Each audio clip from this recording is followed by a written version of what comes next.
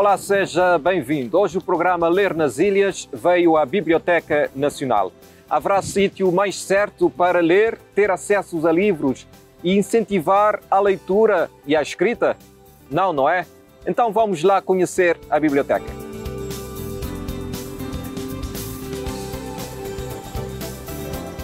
Boa tarde. Doutora, tudo bem? Tudo bem. Nesta nossa visita vamos conhecer por dentro a biblioteca de todos nós. E quem nos vai acompanhar nesta visita guiada é a própria curadora da Biblioteca Nacional, doutora Matilde Santos, a quem agradecemos por nos receber.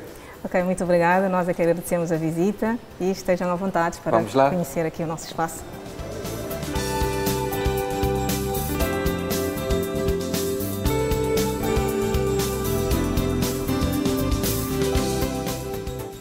Estamos então na sala de leitura de hoje e vamos conversar com a curadora. Era antes, agora tem um novo figurino, como é instituto novamente, agora é presidente da Biblioteca Nacional, doutora Matilde Santos. Vamos conversar sobre a missão da Biblioteca Nacional. Um dos componentes da missão da Biblioteca é a implementação do Plano Nacional de Leitura. Aliás, plano este que foi apresentado recentemente ao público, não é, doutora Matilde? Sim, muito obrigada também, nós, por essa oportunidade de poder falar um pouco da missão do Instituto da Biblioteca Nacional de Cabo Verde e também falar um pouco do Plano Nacional de Leitura. Trata-se de um instrumento de política pública que foi criado em 2017 pelo despacho conjunto do Ministério da Cultura e das Indústrias Criativas e também do Ministério da Educação, que sentiram a necessidade de reafirmar e criar estratégias de reforçar a componente da competência da leitura. Então houve essa necessidade e a Biblioteca Nacional, sob tutela do Ministério da Cultura, tem também nessa missão de implementar e juntamente com o Ministério da Educação levar avante esse projeto a nível nacional. Exatamente. E um dos principais componentes do Plano Nacional de Leitura é a concessão de uma lista de obras de leitura obrigatória na escola. Esta lista já está feita? Sim, a lista já está feita, ainda a lista é uma lista em construção, porque tem uma série de critérios que vai facilitar a introdução de novos livros nesta primeira lista. A lista esteve em discussão no seminário intitulado Ler Mais e Melhor, que também foi realizado no âmbito do próprio lançamento do Plano Nacional de Leitura, e continuo a reafirmar, existe uma lista de critérios para a seleção das obras que vão figurar nesta lista do Plano Nacional de Leitura, esta lista de livros que vão constar no Plano Nacional de Leitura. Seria possível conhecermos algumas obras que fazem parte desta lista? Sim, claro. Uma das obras que fazem parte desta lista, nós temos que é de leitura obrigatória no ensino secundário. Temos quer o Chiquinho, que também foi reeditado recentemente, temos Chuva Brava e temos também obra infanto-juvenil e também mais também vocacional para crianças, A Fita Cor-de-Rosa, do autor Dei Varela. Então temos uma série de livros, não só de autores cabo-verdianos, mas também de autores de referência a nível internacional também. Pois, não só autores nacionais, internacionais também, porque a leitura, não é?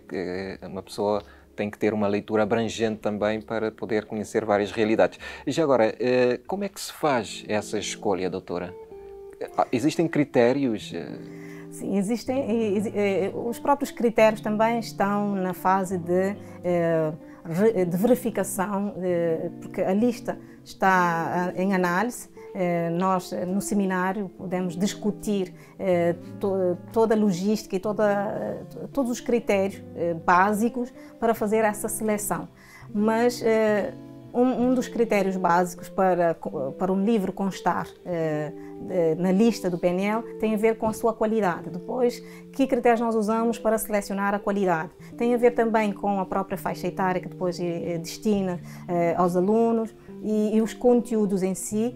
Então, tem todo um conjunto de critérios, desde a nível da própria escrita, da própria construção daquilo que se quer. Então, é claro que eventualmente vamos melhorando à medida que o plano também for evoluindo. Então acho que é um processo, não é uma lista definitiva, é uma lista que está aberta e que também irá possibilitar a entrada de novos autores, Exato. sobretudo também jovens escritores. Então há essa preocupação nesse Plano Nacional de Leitura, não só dar a conhecer os autores cabo-verdianos já conceituados, que já são conhecidos, quer a nível nacional, quer a nível internacional, mas também promover os novos escritores. É uma das missões também do próprio Plano Nacional de Leitura, incentivar jovens escritores. Portanto, já acabou de dizer, uma outra missão da biblioteca é a publicação, edição e reedição de livros, não é? Tenho conversado com alguns escritores que têm feito esta crítica de que neste momento não temos uma política editorial. Aceita esta crítica de que neste momento não temos uma política editorial de incentivo à publicação de livros de autores cabo-verdianos? Existe uma política editorial, só que talvez ela não é a desejada. Se calhar nós precisamos, eu não diria que não há uma política, existe uma política de edição editorial. A própria Biblioteca Nacional edita livros, embora neste momento estamos, sobretudo, tendo em conta também a própria limitação financeira, temos estado mais na questão da reedição dos clássicos. Mas nós estamos a trabalhar, juntamente também com os parceiros, para novamente reforçar a questão da reedição, a questão da edição e reedição das obras. E é claro que é preciso fazer mais. E estamos a trabalhar para melhorar a própria capacidade de resposta, não só do Instituto da Biblioteca Nacional, mas também de outros parceiros que estão no mercado editorial. Então acho que é um trabalho não só do próprio Ministério da Cultura através da Biblioteca Nacional, mas um trabalho a nível nacional, um trabalho editorial, desenvolver estratégias através de concursos que algumas instituições já promovem. E através de uma cooperação, de uma ligação entre as diversas instituições que estão ligadas à questão do livro, promover e reforçar essa prática editorial e esse incentivo, sobretudo aos jovens escritores que nós queremos incluir. Porque às vezes, por falta de verba, às vezes nós não editamos. Mas se ficarmos presos por não termos verbas, nós não vamos fazer rigorosamente nada e vamos continuar no mesmo. Mas se criarmos pequenos projetos de incentivo, por exemplo, no próprio Plano Nacional de Leitura, contemplamos uma das componentes do Plano Nacional de Leitura é precisamente a aposta na edição, mais vocacionada sobretudo para os livros infanto-juvenis, mas apostar nessa parte editorial de livros. E temos um projeto dentro do Plano Nacional de Leitura, que depois vamos congregar demais projetos, não só o que a própria biblioteca promove, mas também projetos de particulares, de comunidades, de outras instituições que promovem a leitura e congregar também essas atividades para o próprio plano, incluir essas atividades no próprio Plano Nacional de Leitura.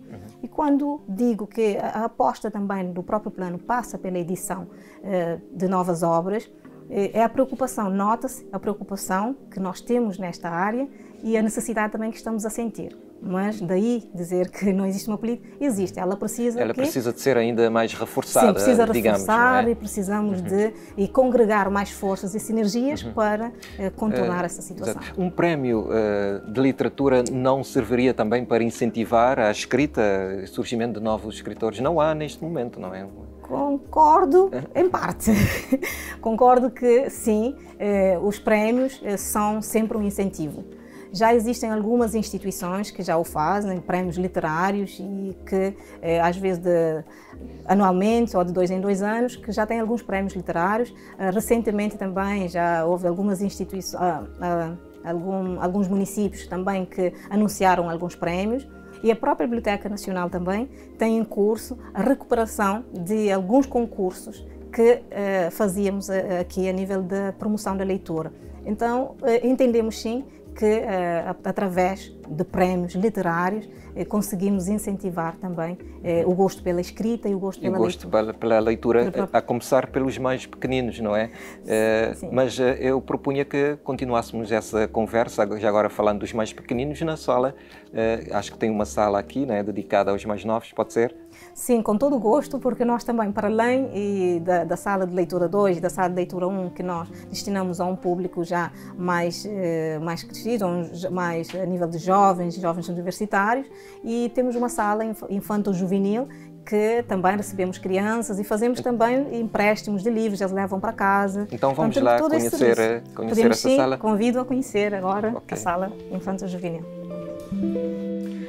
Portanto, então é aqui o espaço dedicado aos mais novos, não é? Sim. E o que a biblioteca tem feito para incentivar o gosto pela leitura desde criança? Olha, através da implementação de uma série de atividades, aqui no próprio espaço, na própria sala infanto-juvenil, mas também nas escolas. Às vezes também deslocamos aqui da biblioteca para as escolas, para fazer alguma atividade no próprio local. E, sobretudo, também para o próprio interior da Ilha de Santiago, e a nossa preocupação também é estender-se para as outras ilhas. Portanto, trabalham com as escolas, convidam as escolas para trazerem os alunos aqui, é isso? E às vezes nós convidamos, outras vezes eles é que solicitam aqui a visita à biblioteca. E felizmente durante este ano, já desde o início de janeiro, já recebemos algumas visitas, inclusive de uma escola do interior de Santiago, da comunidade do Concelho de São Domingos, Loura. Concretamente foi a primeira vez, pelo menos, que a associação local trouxe um grupo de quase 60 alunos, desde o pré-escolar até ao 6º ano. E isso para nós também foi um motivo de muita satisfação, porque as próprias escolas, as comunidades vão tendo conhecimento das atividades que desenvolvemos aqui na biblioteca e acabam por também ser eles a solicitar essa visita. E muitas vezes as crianças que vêm em visitas ou com a comunidade, ou através de associações, ou através de escolas, acabam por vir individualmente com os pais, porque vêm depois. Já gostam da experiência, e voltam. Isso quer dizer que é importante, não é, doutora Matilde, incentivar o gosto pela leitura desde cedo? Extremamente importante.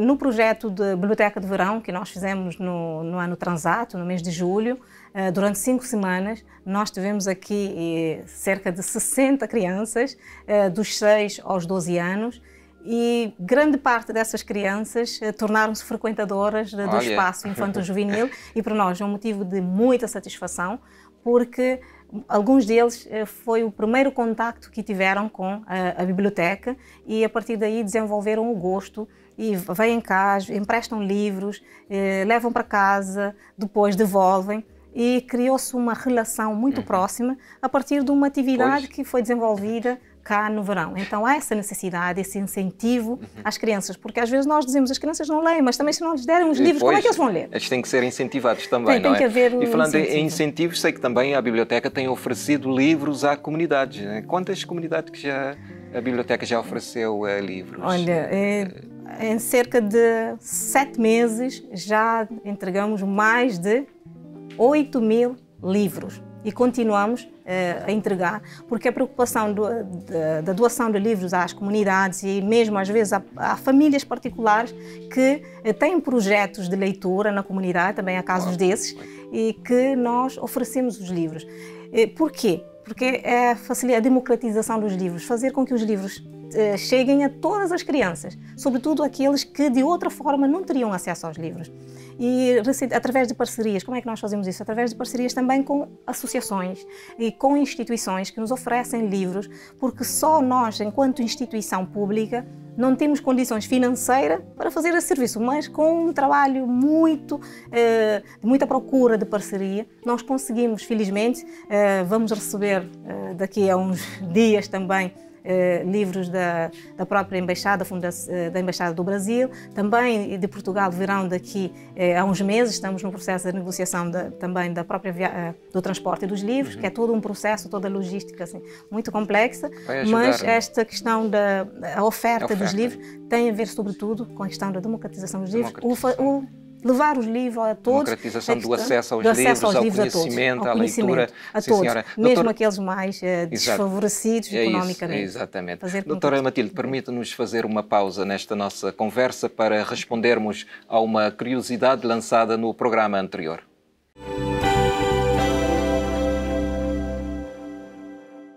Perguntamos ao telespectador qual é a primeira obra poética escrita totalmente em crioulo.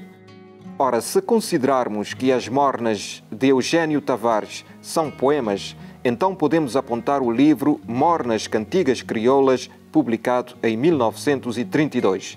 Mas se nos referirmos a uma obra propriamente poética, então Calberdiano de Ambará, pseudónimo de Felisberto Vieira Lopes, é o pioneiro com o livro Noti, com poemas escritas unicamente em crioulo de Santiago, portanto crioulo etimológico, que foi dado à estampa em 1964 com a edição do Departamento da Informação e Propaganda do Comitê Central do PAIGC na França. Felisberto Vieira Lopes, poeta e um advogado muito conhecido da nossa praça, nasceu em 17 de setembro de 1937 em Santa Catarina de Santiago e faleceu em 3 de abril de 2020.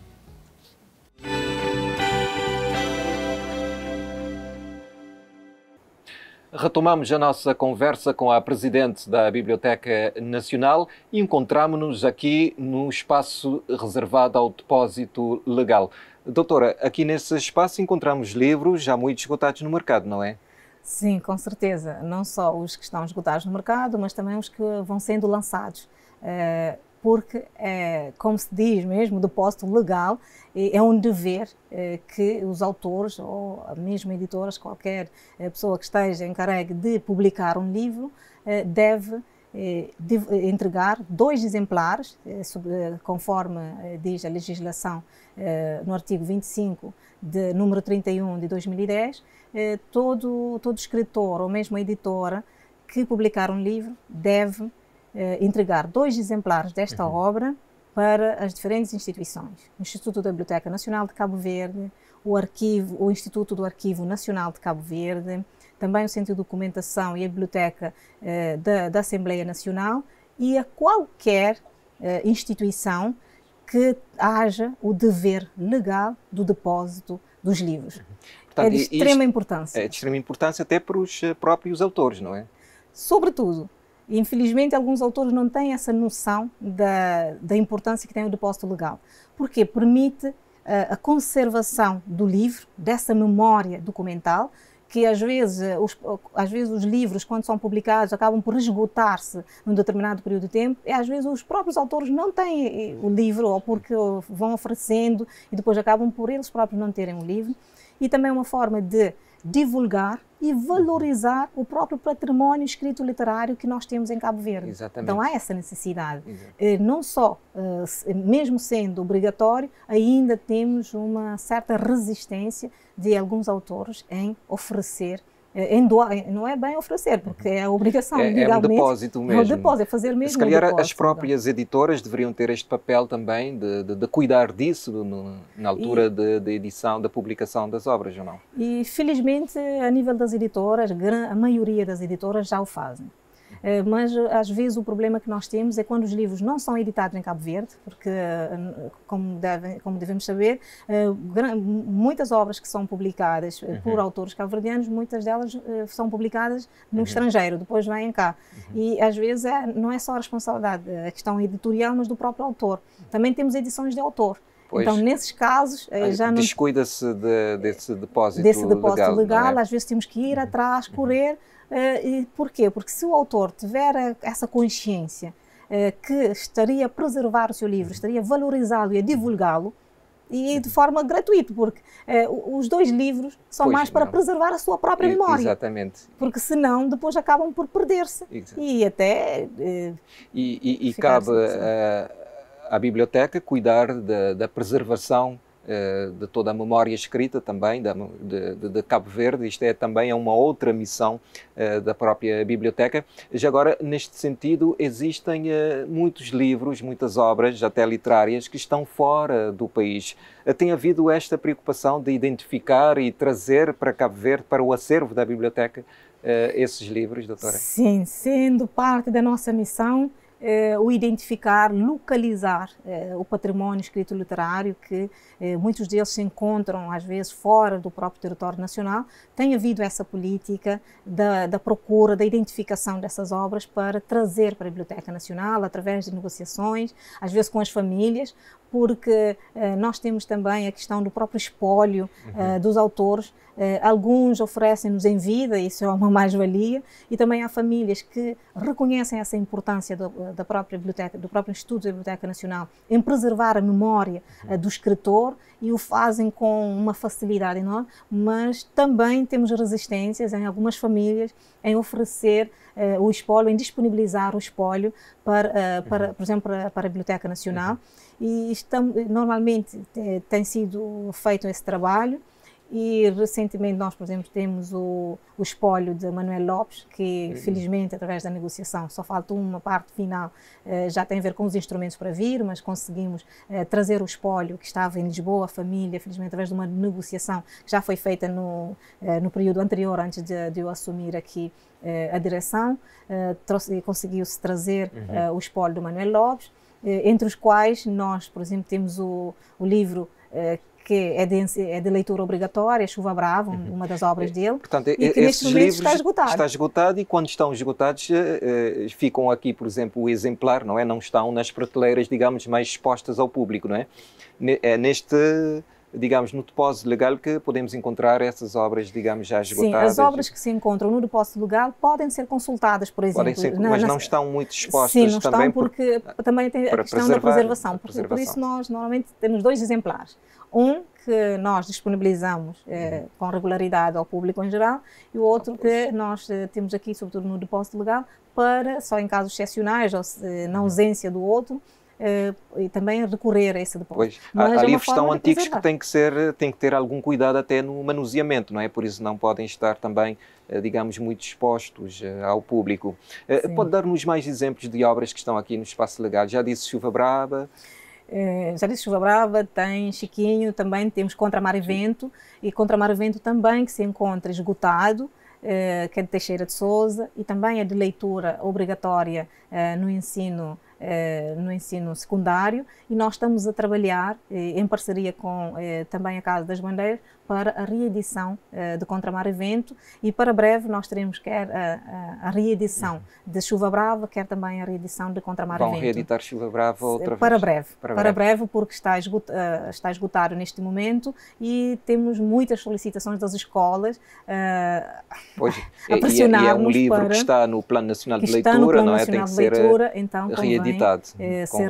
Então, doutora, estamos quase a terminar o programa, mas convido-la a terminarmos num outro espaço essa nossa conversa. Vamos então para um outro espaço para continuarmos essa conversa tão importante sobre a preservação e edição de livros. Está bem.